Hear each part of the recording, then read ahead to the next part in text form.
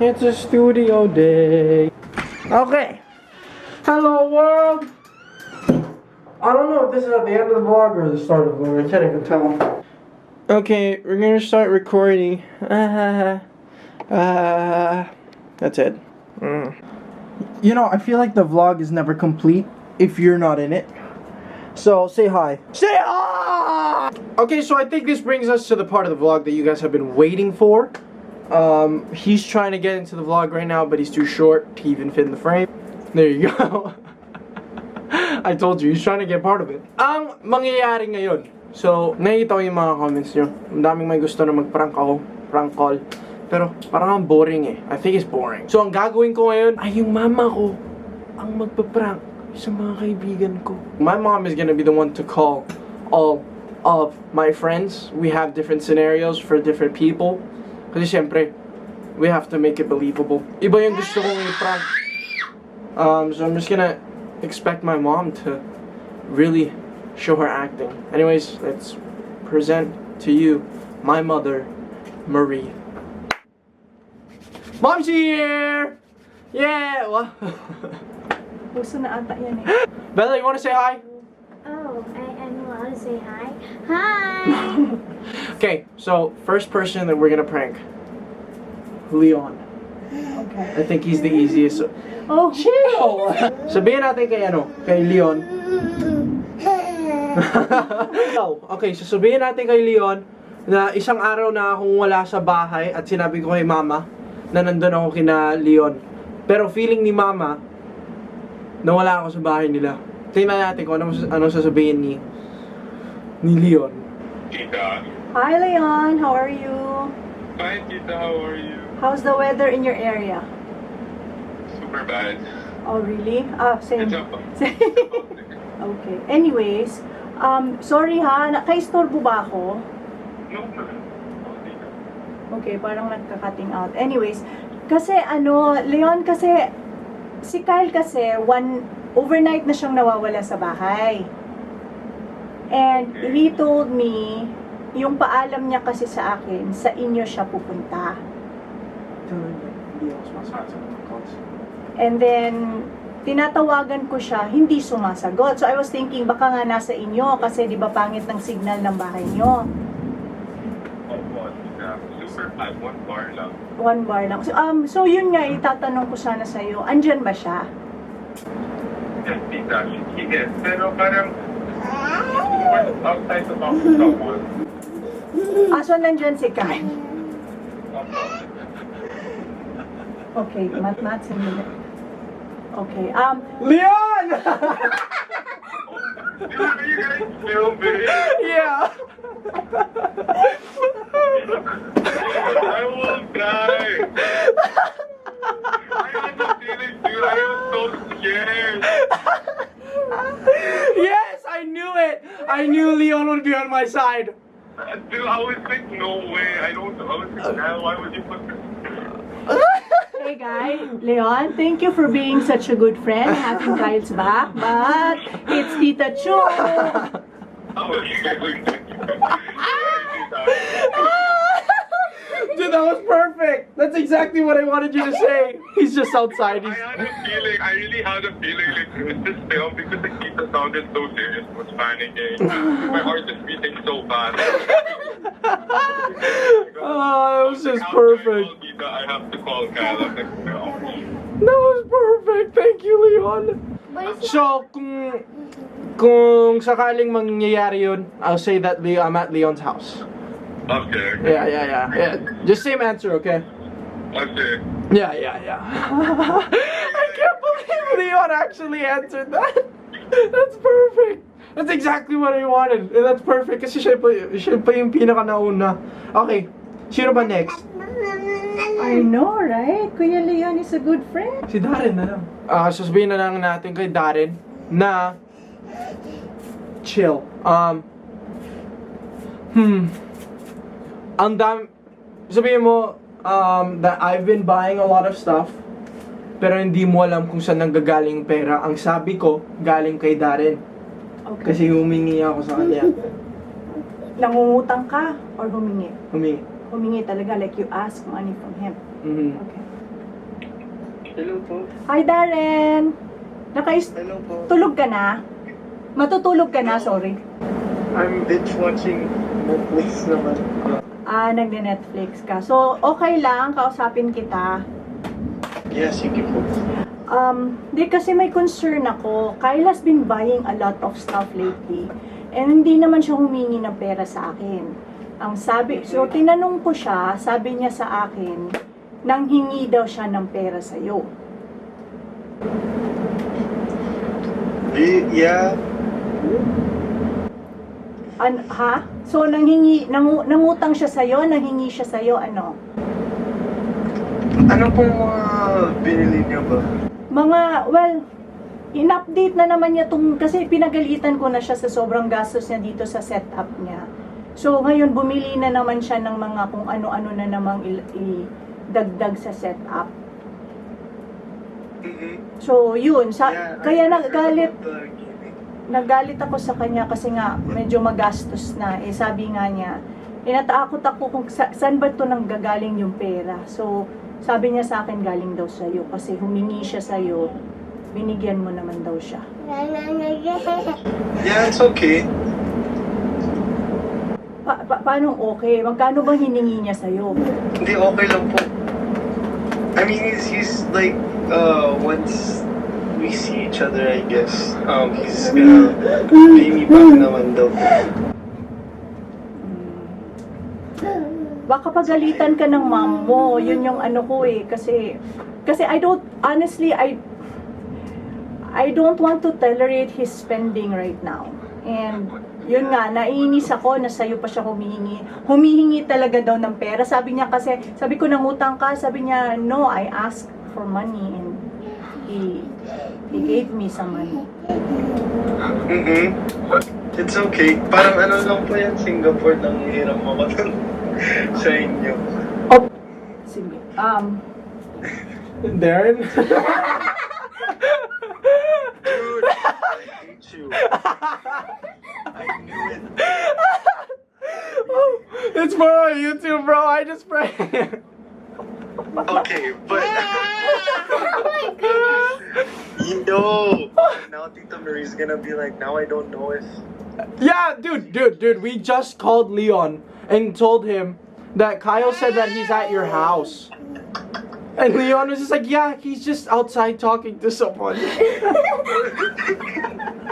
Dude, now you know, like, all of us have got your back. Yeah, exactly. Darren, thank you ha. Pero next time, kung lalapit si Kyle sa'yo, let me know. I was like, It's okay. yeah, it's so.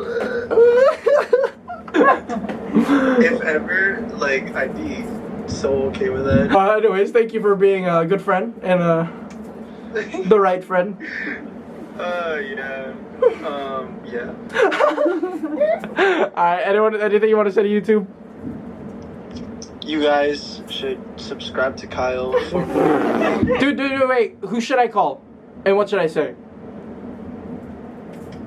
Have you called AC? No. That's why I don't know what to say. I just tell my mom, like as if I told my mom that inaway ako ni AC. And so, like, I haven't left my room. Had a fight? I had a fight and I haven't left my room the whole day. Yeah, sure. Yeah, I'm gonna do that right now. Sabihin natin na inaaway ako ni AC at sinabi ko yun sa mama ko. Kaya hindi ako umaalis sa kwarto ko ng isang araw na. Hi AC, how are you? Did I call you at a bad time? Di po, okay lang po. What's up po? Okay, sorry sa istorbo ha. Concern lang kasi ako. Because, I've been trying, Kyle kasi hindi na bumababa ng kwarto. It's been a day and a half actually. Kahit kumain, ayaw. And then, tinext ko lang siya. Tinext ko siya kung anong nangyayari. Sabi niya, nag-away daw kayo. Yeah, sabi niya nag-away daw kayo and he just wants to be left alone. So, Kami po ni Ka? yeah, yun yung concern ko kasi ano bang nangyayari? Are you still talking? Ano bang nangyayari sa inyo? Opo, I just talked to him the other day. How Kami po nila Darren. was that conversation? Is there something na that would cause him to get mad or to get this depressed or something? Wala naman po. We were all sharing like memes and like posts and stuff lang po. Then we were commenting on each other's like yung sinan po namin. That's so weird. He hasn't eaten, to be honest. I mean, What? hindi siya kumakain. I mean, we haven't talked like we haven't. I don't know how to. We haven't like called or anything. Since I've gotten back, since I got here, we've been okay. The three of us, me and Darren and Kyle, we're always talking. Okay. Yeah, yun talaga concern ko eh. Kasi parang ngayon lang siya naging ganito eh. Opo, I don't know him as that either. I can call him po. I can spam him. I don't know. Hindi po kami nag-away. I know that for sure. Because I'm okay with him right now. If we fought, I would have also been mad. But yeah, I'm okay. We talked about his single and we were planning the vlog and everything. Hindi ko po alam. Okay. Okay. I'll call him then po. Yeah, you call me. You know what? I felt it. Okay na ba ako, AC? Okay na ba ako mag-artista? I was like, there's no way. Because you didn't fight. I know. I just couldn't think of anything else you would fall for. So I just thought like we fight all the time, so might as well just bring that up. Could you hear me laughing? Yeah, you're just like spam him. Yeah, because I'm like, no, there's no way. Kyle not eating food? No. Wow. Wait lang. Ngayon ko lang na-realize. Tinext ako ni Darren. Yo, your mom's on the phone with me right now. Answer me. Alright. Who's next? Sino kaya? Edward. Yes. Ay, hung up. It's probably working. Yeah. Oh man. Marcus. Hello. Hi, Marcus. Hi, Mama. What's up? Sorry ha, baka wrong timing ako. But anyways, concerned lang kasi ako. Cause you know how Kyle has been doing all his setup. He's been spending so much money on setup. And I've been, having issues about that. And now, I saw him buying a lot of other stuff again. And although I didn't give him money, so tinanong ko siya kung saan galing yung pera. And he told me that it's coming from you. Na nanghingi daw siya sa'yo. Ikaw yung ginawa niyang excuse. Did you really give him money?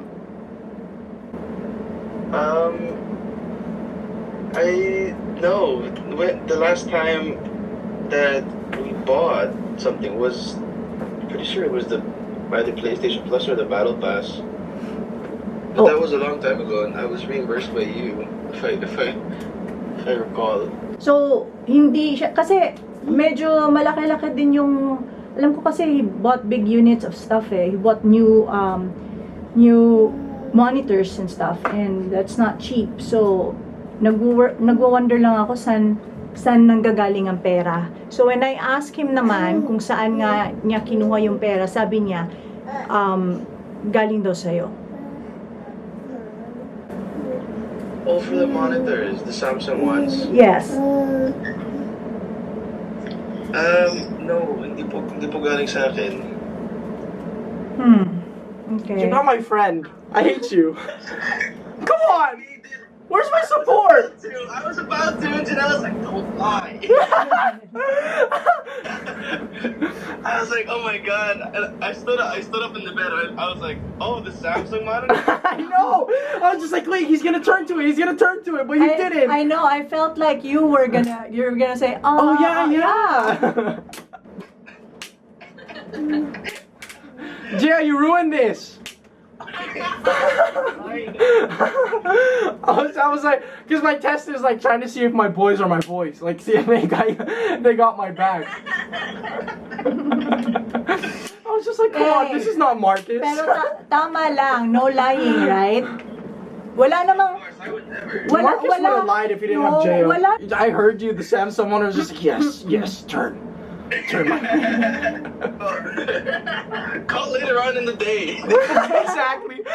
Because your mom said, sabi ni Kyle nang galing sa'yo, Janela turned around with the devil gaze. I don't know. Hey guys, ang pinaka-last na gagawin natin ay siyempre si Francine Diaz ang ipaprank natin. Sasabihin ko rin yung sinabi namin kay AC. Yun din, nag-aaway daw. So, tingnan natin kung ano magiging reaction niya.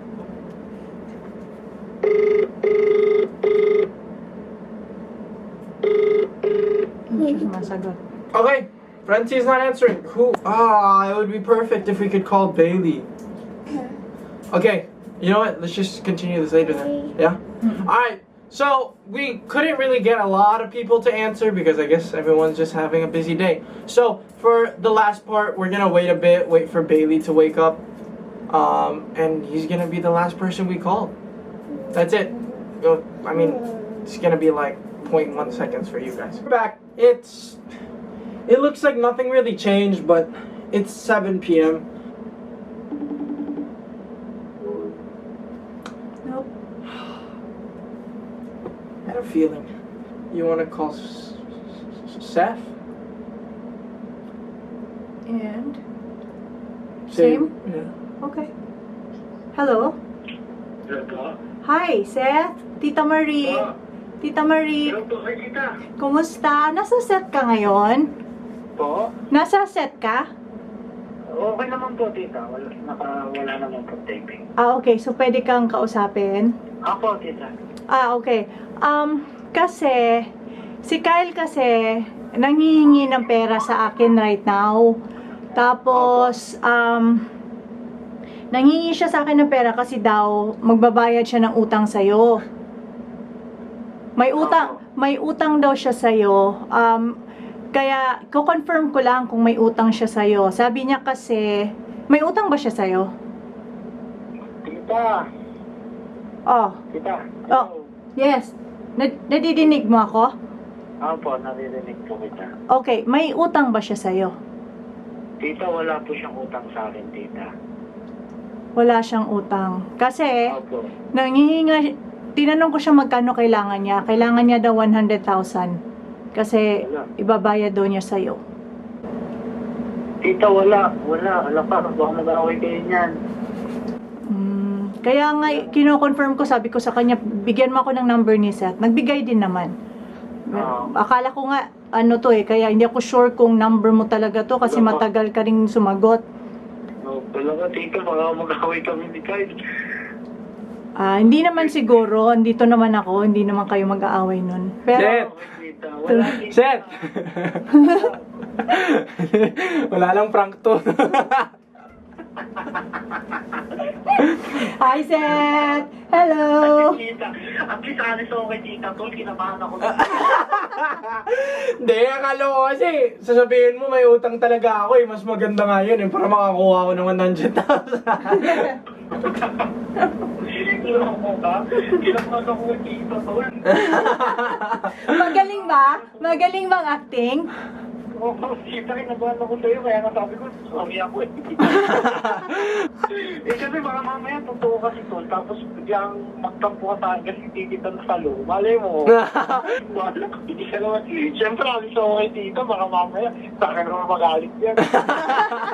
Hindi naman talaga to mangungutang. Takot lang nito mangutang kasi sa akin naman siya pupunta para ipambayad niya. Kaya nga nakapagtakay, sabi ko, ano baka may skandalo to si Kyle, baka mamaya nakabangga to. Baka mamaya, umutang to ng pambili ng motor niya. Hello sa mga sumusuporta kay Kyle, sa mga subscribers niya. Gusto ko sabihin sa inyo na grabe yan, nakakaba yun, magulang ko yung kausap. Listen, tita. Okay, ingat! Ingat, Tol, Bye-bye! ingat. Sige. You wanna try chin again?